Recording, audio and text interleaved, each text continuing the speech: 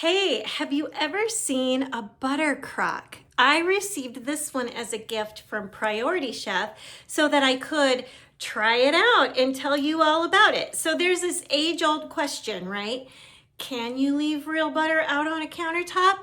If you're not sure and you feel a little weird about it, I think a butter crock might be the thing for you. This has got really interesting technology. So you've got the butter on the inside, and then hopefully you can see the black letters there say max.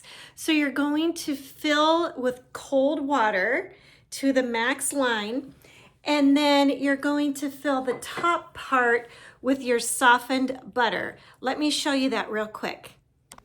Okay, so I'm taking pieces of my softened butter and I'm pressing it into the lid of the crock.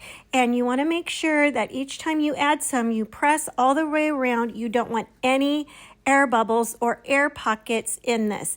You can change out the butter every 3 days and it can hold up to 1.5 sticks of your softened real butter. I put in 1 stick.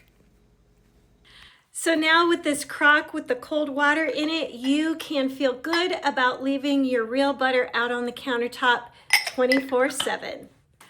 Put down in the comments if you're a real butter on the countertop kind of person. I always have been anyway.